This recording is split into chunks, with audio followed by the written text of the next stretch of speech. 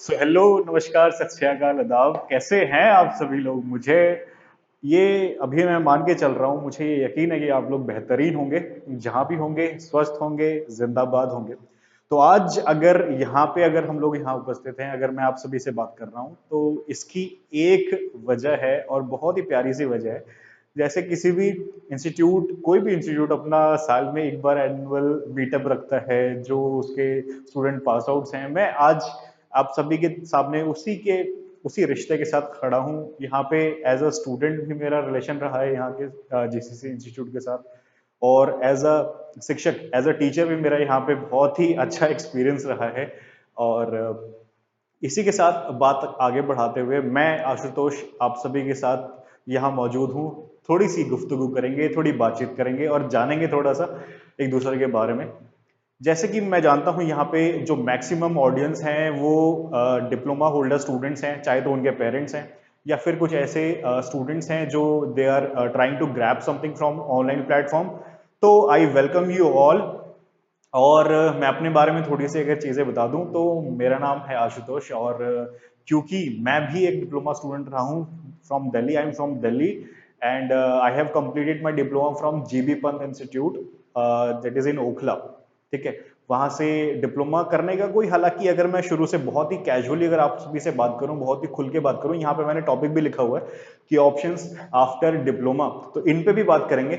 लेकिन उससे पहले अगर मैं बात करूं, आप लोगों से बताऊं कि यार डिप्लोमा किया क्यों, है ना?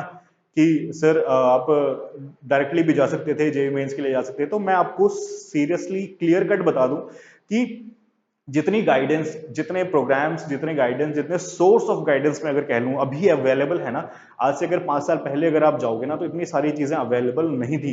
मेरे पास भी, मेरे फैमिली में भी अगर मैं बताऊं, तो कोई ऐसा गाइड नहीं करता था कि नहीं, गाइडेंस मेरे पास नहीं थी कि ये करना चाहिए, मैकेनिकल लेना है, नहीं लेना है, बीटेक करना है, या फिर मेडिकल में जाना है, साइंस रखना है, नहीं रखना है, किससे पूछें। हजार क्वेश्चन होते हैं इस प्लेटफॉर्म पे आके ना। स्टूडेंट्स के कई हजार क्वेश्चंस होते हैं, उनको आंसर करना, उनको सेटिस्फाई करना, उनके नीड्स फुलफिल करना बहुत ही ज्यादा मुश्किल होता है। और जब प्रॉपर गाइडेंस नहीं होती है ना, तो फिर कई स्टूडेंट ना क्या करते हैं कि रॉन्ग डिसीजंस वगैरह भी लेते हैं। तो अभी के टाइम में आप लोग लकी हो कि आपके साथ इतनी सारी आपके सीनियर्स भी हैं, जूनियर्स भी हैं, इंटरेक्शंस हैं, इतने सारे इंस्टीट्यूट्स हैं।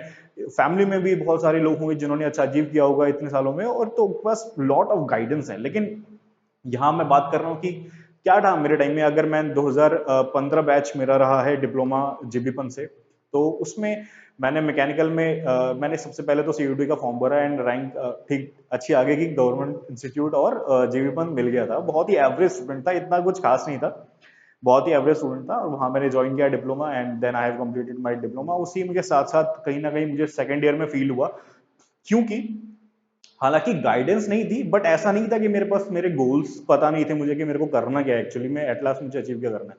तो जो मेरे फाइनल डेस्टिनेशन था ना, जो मेरा गोल मैंने सेट किया हुआ था अपने लिए, उसको अचीव करने के लिए, उसको फुलफिल करने के लिए मुझे ग्रेजुएशन चाहिए था। I needed a degree.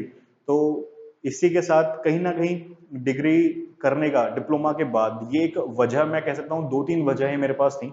पहली वजह ये कि जो मेरा अल्टीमेट टारगेट था, जो मेरा अल्टीमेट लाइफ का गोल था, वो मैं डिग्री के बाद अचीव कर सकता था, उसके बाद में उसके लिए एलिजिबल था। तो दैट्स वाई वो मेरे लिए करना बहुत इंपॉर्टेंट था।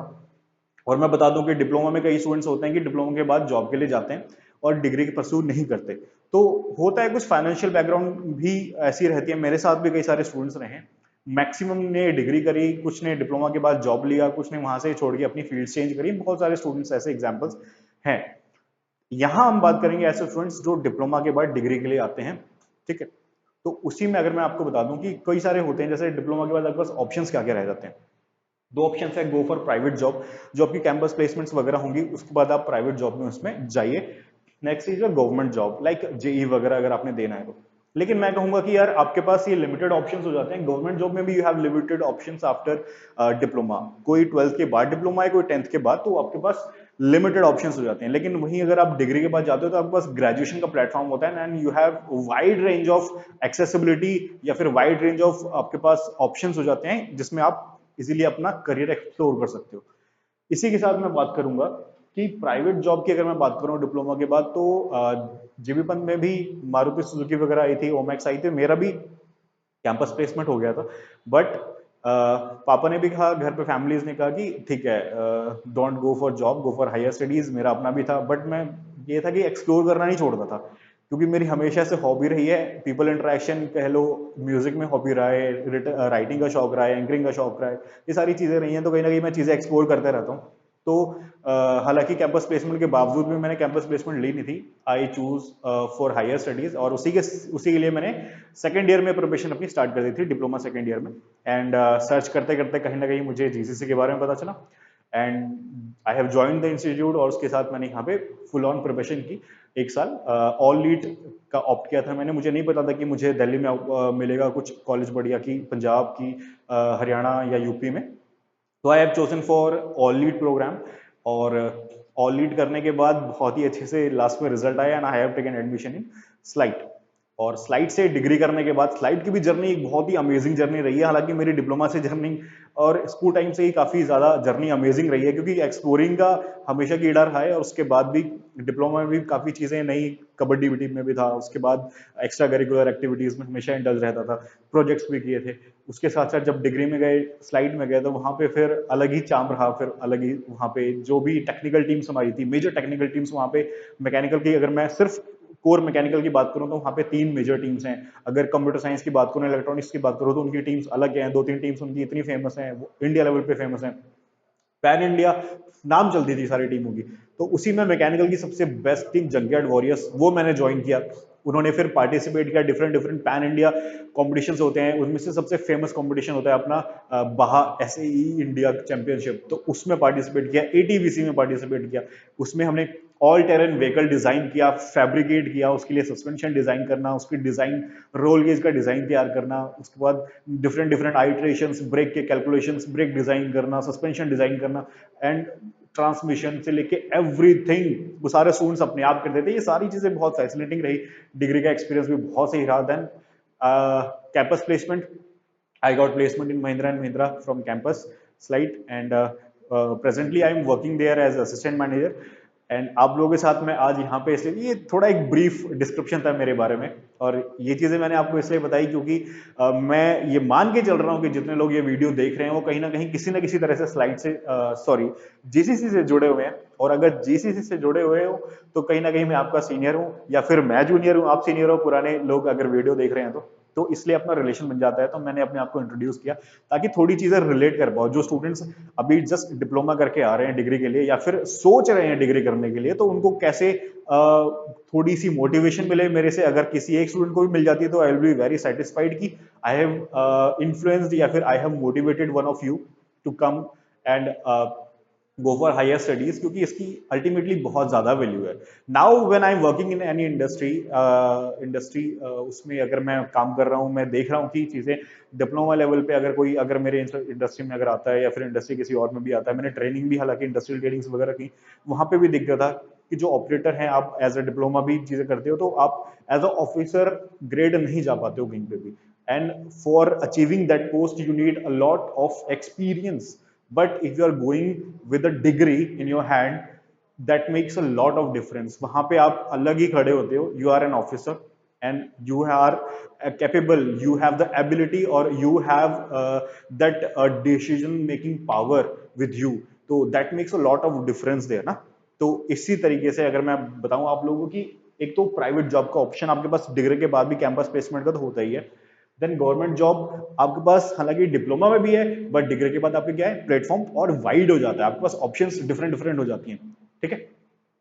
देन बात करें एडमिशंस की, तो यहाँ पे अगर मैं बात कर रहा हूँ जीसीसी की, तो मुझे ये कहते हुए बहुत ही ज्यादा अभी प्राउड फील हो रहा है कि मेरे साथ जितने मेरे जूनियर्स हैं, डेफिनेटली जीसीसी पिछले 8 साल से रैंक 1 देता हुआ आ रहा है। रैंक 1 अचीव करना, it's not an easy task, but yes, इस मोहम्मद अकमल this साल 2022 in IPU lead he has achieved rank 1 and in DTU lead rank 2।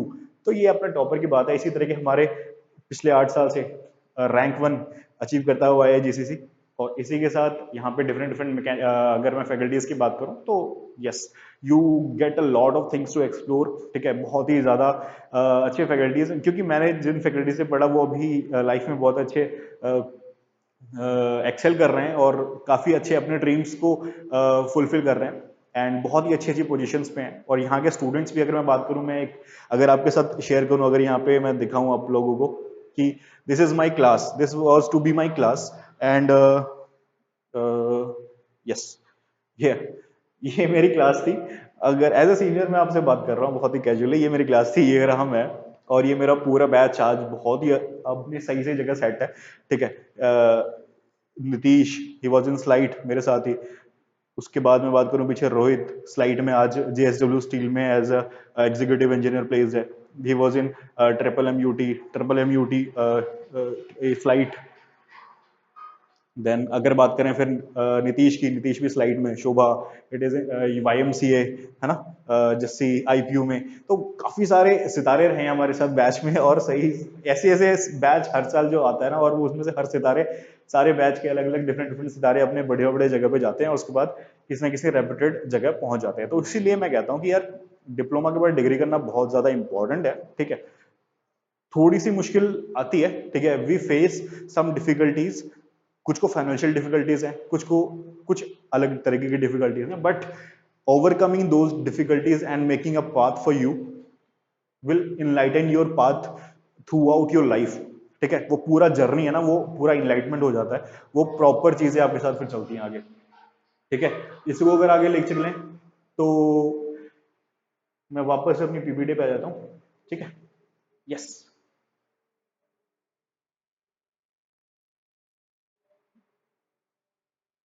Yes. तो इसी के साथ छोटा सा ब्रीफ इंट्रोडक्शन मैंने आप सभी को अपना दिया, एंड कहीं ना कहीं मैं अगर मैं आप लोगों से कनेक्ट कर पाया हूं, तो मैं ये भी समझा पाया हूँ कि कितनी ज्यादा वैल्यू हो जाती है कहीं ना कहीं आप अगर आप डिप्लोमा के बाद डिग्री करते हैं। सो मेरा ऑल दो आज का मेरा यही मोटो है कि मैं आप सभी को मोटिवेट कर पाऊँ कि yes, it's a casual talk with in my juniors और सीनियर्स कह लो, अगर जो पहले इससे पास आउट है मेरे से पहले, मोस्टली जूनियर्स हैं, तो with my juniors and me, I am motivating you for come up and do degree या फिर extra higher studies, go for higher studies, because learning is something na that you carry for throughout your life, that remains with you throughout your life, and with learning comes the duties and responsibilities that you have to pay out as your duties to your neighbors, या फिर कह सकते हो to your country, है ना, to your homeland।